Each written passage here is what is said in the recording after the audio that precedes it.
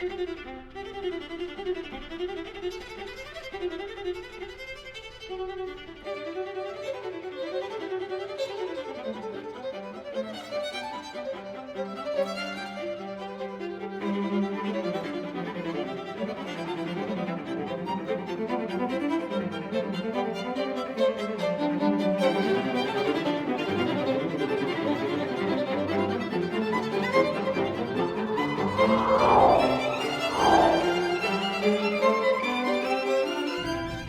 evening. On behalf of everyone at Walnut Hill School for the Arts, I'd like to welcome you to the fifth in our series, Spring Art Crush, centering around the dance department, Boston Ballet's professional division at Walnut Hill. My name is Garrett Murphy, a graduate of the class of 2008, and I'm delighted to be joined by my co-host for the series, Director of Artistic Studies, Nikki Conrads. Thank you, Garrett. Welcome, everyone. In tonight's Crush, we will take a peek behind the scenes of a celebration of music and dance. Our show opens tomorrow night and features new works, traditional repertoire, and very exciting, a collaboration with our music department. I will now welcome Mr. Peter Stark, who is the director of Boston Ballet 2 and also heads up our men's department. Welcome, Peter. Thank you, Nikki. It's really great to be here, and it is my distinct pleasure to introduce Jean Malik. And I want to tell you a little bit about him first before we talk. Jean Malik is a former dancer with Cleveland Ballet, Oakland Ballet, North Carolina Dance Theater, Nathan Trice Rituals, City Dance Ensemble, Ballet Hispanico, and Ballet X. He's choreographed all over the place, including North Carolina Dance Theater 2, Oakland Ballet, City Dance Ensemble, and for the very prestigious 92nd Street Y dance series in New York City. For that choreography, he's received rave reviews in the New York Times and the Washington Post. He's even choreographed for theater, creating movement for the play Miss Julie, and has won many awards, including the 2016 CUNY Dance Initiative Residency and the 2016 Project Plie, which gave him the free teacher training under the American Ballet Theater curriculum, which I've also done. We'll have to talk about that a little bit. So Jean Malik, before we get into our conversation, I believe we have some rehearsal footage of your ballet. So why don't we take a moment to watch that, and then we'll come back and speak some more. Is there any way for the first two that are going, can we, you feel what you are. Which one am I? So this one? Tombe. You're a Tombe person.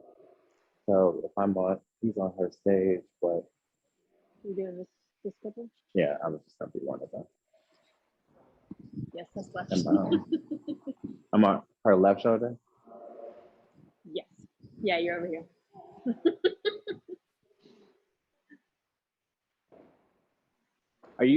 Are you guys coming downstage first? I think I want to try to go upstage first, like around them right away. Is that possible? Oh, not really. Do it for me, Andrew, again, one more time. And go. Kinda, yeah. And then stop there. Stop there. Stop after the second one. Go back. Reverse it, Malik. Go back. Go back. Okay. Now, you stay there. Now, the next two. Go around your left shoulder. And then, Colin, you go around your right shoulder. Upstage, I guess. Yes. Are they doing the same thing? Yes, same thing. Okay, So now you're gonna go around. Okay, I'm looking right between Patrice and Koa. Like, look behind you. I need you to go in that direction, but over your left shoulder. So turn away from center. Yeah. Yeah. So go right through that window. Atticus. Yes. Can you go over the whole phrase from the beginning of the new content? Oh, sure. From this leg thing? Yeah. So we're all down, looking down at our palms. The first one is the only one that's turned in, or not turned in, but parallel. So the first one is the body reacts to the leg. So up, down. As soon as it touches, rebound, rond de jambe out, up, you're still looking down. When you piqué down and you look back up, look at the leg. Down, flip, release your arm, shoot your leg out, whatever side you're on, into that, through. Is that it? Yeah. Yes. When we're down on the ground, Silken has her elbow on the ground and you have it lifted. Which one do you want? Yeah, the elbow. Yeah. I don't know. And then I would straighten it. I think you were able to roll. Ooh. Yeah. So what I was doing, I was here. Yeah, whenever I went up, I would straighten it. Yeah. So both. So here, whenever you do the little body, it's gonna straighten, and then keep it here, and then you straighten it. Yeah. Yeah. And then release, and then let that be a real release. Don't do port de bras. Like really release and look around. Yeah. Good. Yeah. Was that good? You got it? And Atticus, you're good? Okay.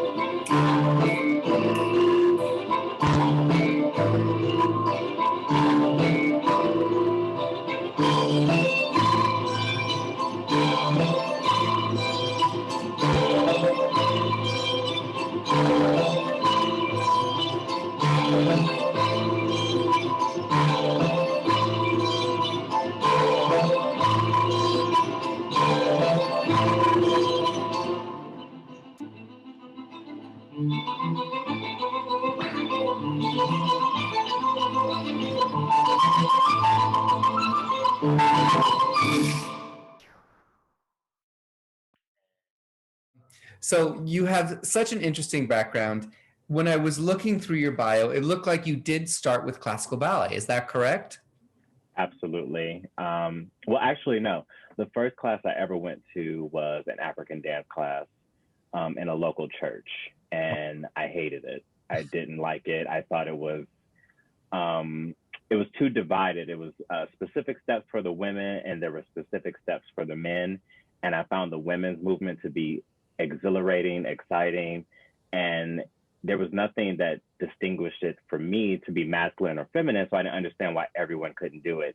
So I didn't like it. So I went to that one class and I never returned. And then as it happened, a couple of weeks later, my neighbor started going to a ballet school, and just out of curiosity, she said, just come along. And I saw the ballet class and fell in love immediately, and that's what I wanted to do. I knew exactly what I wanted to do in dance. And you started your career in dance. But your choreography is kind of a blend. So when did that blend of other styles and influences begin? When you were a student, or much later once you were a professional dancer?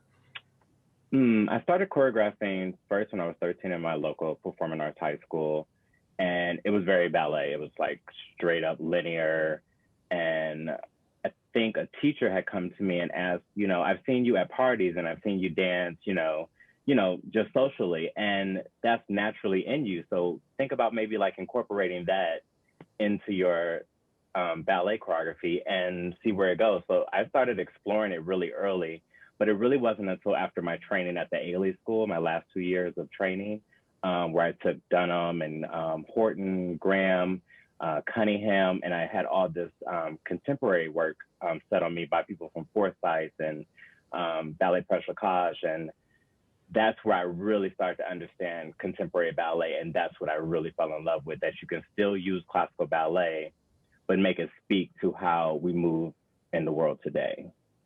You know, it's such an important message for our young dancers to hear, that the classical art is kind of the base. And then from there, you know, if you think of a tree, you've got, you know, your ballet is maybe the trunk of the tree. And yet, you know, you mentioned Horton and Graham and even balancing, like, you know, branches of the tree that you can go down. When you were at the Ailey School, was that an exhilarating process? Was it scary at first, you know, coming in as a ballet dancer and then being asked to do something very different, or did you find that to be inspiring? You know, the funniest thing is that, so I went to the Joffrey Ballet School, and my last 2 years, I started to go to the Ailey School at the same time. But my way of getting into the Ailey School was I actually auditioned for the company, had no idea what I was doing. I showed up in my Balanchine attire. I had on a white leotard, black tights, white socks, white ballet shoes. And when I walked in there and I saw all these beautiful Black men with unitards on, shorts on, t-shirts, tank tops, and I'm there in my little Balanchine outfit, felt completely out of place. But of course I did excellent at the ballet bar, but the minute they moved over into like modern and the contemporary work, I was lost in the sauce. So I literally stood there and I was just in awe. And afterwards, the director of the school, Denise Jefferson, may she rest in peace, she came to me and she said, "You're fabulous, but you need to learn multitudes ways of dancing." And she offered me a full scholarship to come to the school, and I immediately jumped at it. That's such a great story. I mentioned at the end of the introduction that you've done this teacher training. Has that informed your work with young dancers? Because I know you've choreographed on professional dancers and older dancers, and there's this, you know, emotional maturity, even if somebody is extremely talented when they're young. But doing a teacher training when they talk, where, you know, a lot of the focus is on child development and what's appropriate at different ages. Did that inform your ability, or how you approached working with young students or younger choreographers? Absolutely, because I think prior to that, I had worked with students one other time, and it was not a good experience for me because I just didn't understand the mentality that they were approaching the work or approaching the studio behavior in life. So it was after that ABT training that I really started to understand the different developmental stages of a student from a young age to a professional dancer. So that really helped me and helped me think about how I can interject and inform students in a different way than I would a professional dancer. So it was really great that I had that experience at ABT. I want to just talk to you one last thing before we invite our young dancers and our Walnut Hill students in to join this conversation. You are currently the director and the choreographer for Ballet Boy Productions. And in there, I read that you said, "Ballet saved my life." And I wanted to offer that to others. And Ballet Boys was created to respond to the growing number of deaths of Black young men. Now, we've had such a year of tragedy, the murder of George Floyd, and, you know, this is the issue of our time, and you're addressing this through dance, and I find it so moving, and I want you to talk about that a bit. Yeah, I didn't grow up in the best neighborhood. I grew up in a very tough neighborhood where there was a lot of gangs and violence and things like that. And so when I say ballet saved my life, it gave me a focus, because before that I didn't have a focus, and I was running the streets and, you know, doing everything that a young person should not be doing at that age. And I'm grateful that that scholarship and that environment gave me a place to learn discipline. It gave me a place to focus my energy, because I had a lot of energy, and it just instilled so many values in me that I still carry to this day. People always ask me, you know, "Your body's so great, how do you do?" And I'm like, I wake up every day at 5 and I go to the gym. And it's not what's your routine? A lot of people do. And it's not, for some people, they think, "Oh my God, I couldn't get up at 5:30 every day. I would hate it." And for me, it's just like, that discipline started in ballet, and it's just transitioned right into everything else in my life. So I'm extremely grateful for that. So when when I really started to look around my neighborhood and the world that we live in, and I started to notice that so many young Black men were being murdered and killed, and some by the police and some just by circumstances and situations, that I was like, I have to create more opportunities for young men of color to have, or at least find an outlet to have a place where they feel safe, they feel nurtured, that they can come to and learn the discipline and learn that you're not alone in this world. There's a community behind you, there's a family behind you, and there's support behind you, because I needed that so much when I was a kid. So I just wanted to, pay it forward. So it was important for me to create this project-based company. So we offer mentoring to young men of color, as well as provide performance opportunities for those that want to truly pursue a career within the contemporary and classical ballet. Jean-Malik, that is absolutely, I mean, I have goosebumps all up and down my arms. It's so beautiful and so needed, and thank you. And I'm so glad that you're with us at Walnut Hill. So let's invite our dancers to join this meeting. I'm gonna ask them to turn their cameras on now. You should see some boxes popping up like Brady Bunch. And we'll start with Jake, and if one by one, you can unmute yourself, guys, and introduce yourself. Let us know what grade you're in and how long you've been at Walnut Hill. Jake, why don't you go first, since you're by yourself in the room there? My name is Jake. I'm a sophomore, and this is my second year with Boston Ballet, my first year at Walnut Hill. And ladies, just jump in. Hi, I'm Christina. This is my first year with Walnut Hill, and I'm a junior. Hi, I'm Madison. I am a senior, and this is my 4th year at Walnut Hill. I'm going to start with Madison and Christina, since they're together. So Jean-Malik began this ballet on Zoom, which is, if you ask any of us old timers, we would have never imagined that we could take class and choreograph on Zoom. It's insane how quickly the world changed and how we all pivoted because we had to. Necessity is the mother of invention, for sure. What was that process like for both of you, learning this new piece on Zoom? I think first and foremost, I think going about the process definitely required an open mind and a lot of patience and a lot of flexibility and understanding on both ends. So like having that mentality going in, I think really helped us really navigate working on Zoom and really made the piece a smoother process. Yeah, I mean, going off of that, it definitely helped when we started the year off on Zoom. So we had that help with switching and trying to mirror each other or doing it on the other side when they're doing it on a different side. So having that really helped. Yeah, actually, Madison, would you explain that to the people watching, how when you're looking at something, the right side is sort of on your left and the left side is on your right, and how that gets confusing? Yeah, so when we were learning the piece, they were doing it on a whole other side, and we had to reverse it onto the same side, but on a different side. So that was probably one of the hardest things for us, is figuring out which way do we turn, which leg is it, which arm is it. So clarifying, asking questions, all of that really helped. And also just being in a studio with each other where we were able to communicate and get through it all with Miss Lewis as well, helping us, was really helpful.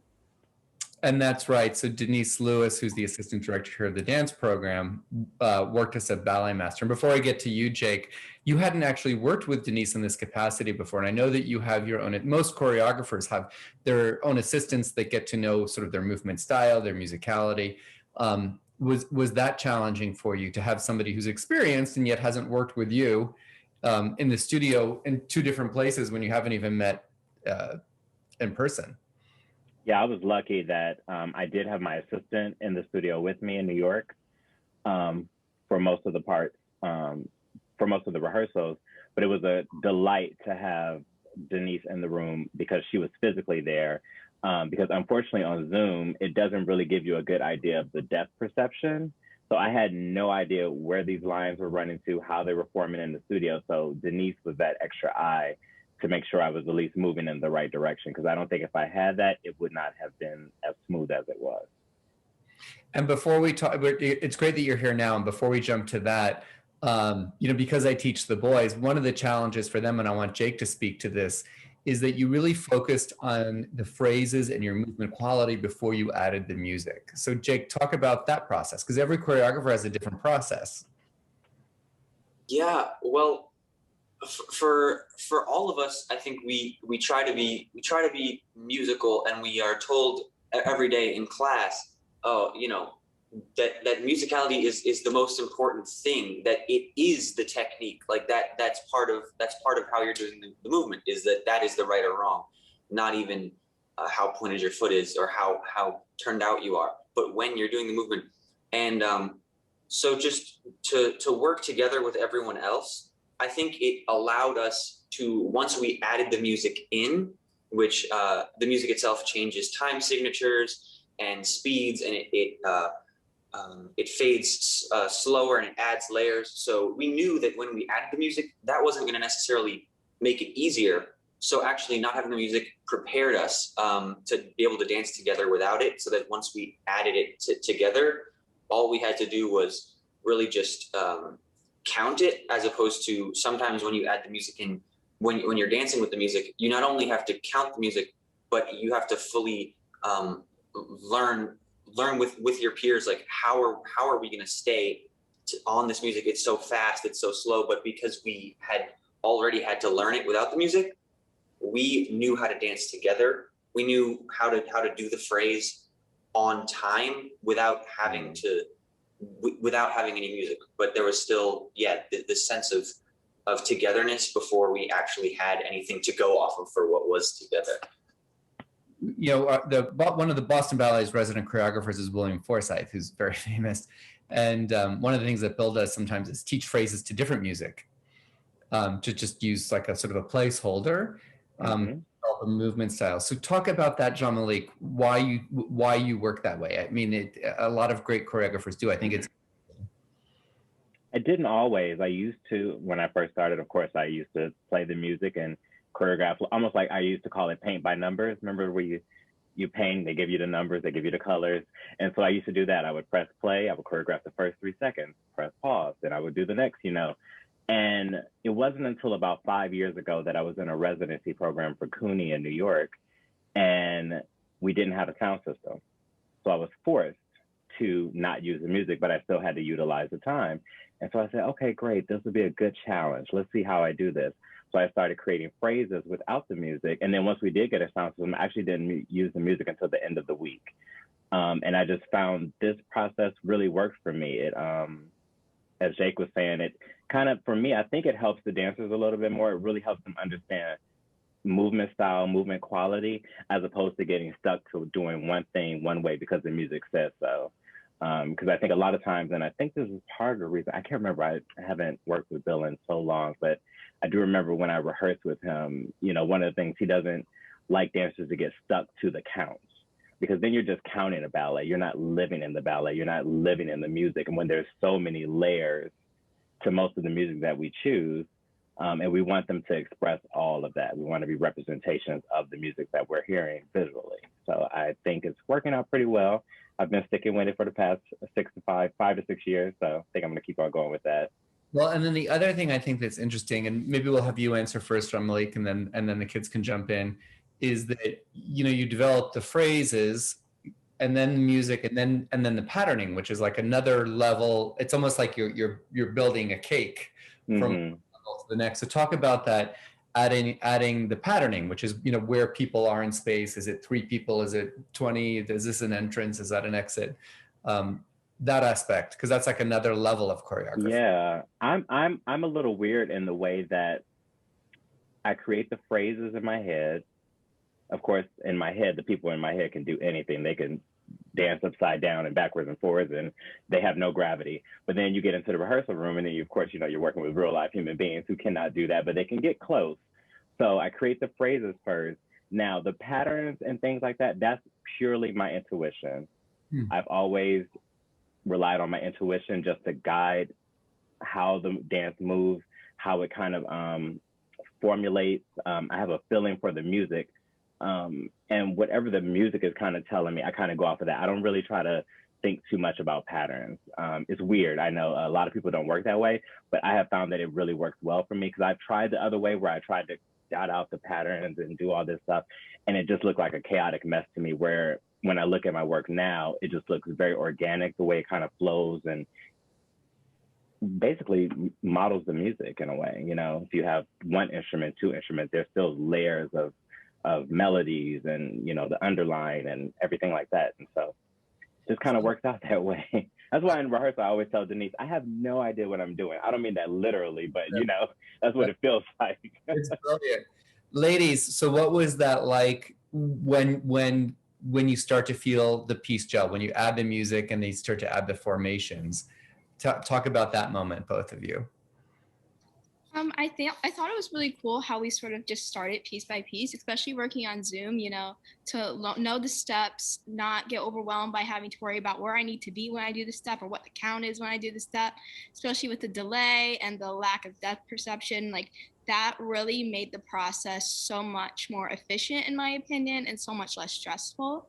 And to like hear the music and like have it sort of make sense in my mind, and then finally add the formation, so you have that sense of like togetherness and like almost like you start to develop a relationship with the dancers you're dancing with. Like, that whole process is really cool.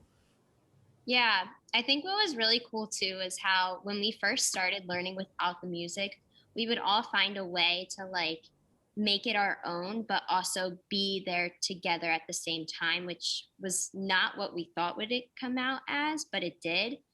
And then once we heard the music, there was like somehow a way where we were all able to figure out the counts when we wanted to, when it was needed to like go or stop or where we needed to be, which was just so interesting to see at first when there was no music involved at all. So. Yeah, because, you know, the thing with classical ballet is like our language has, you know, each step is a language and the language has its own rhythm.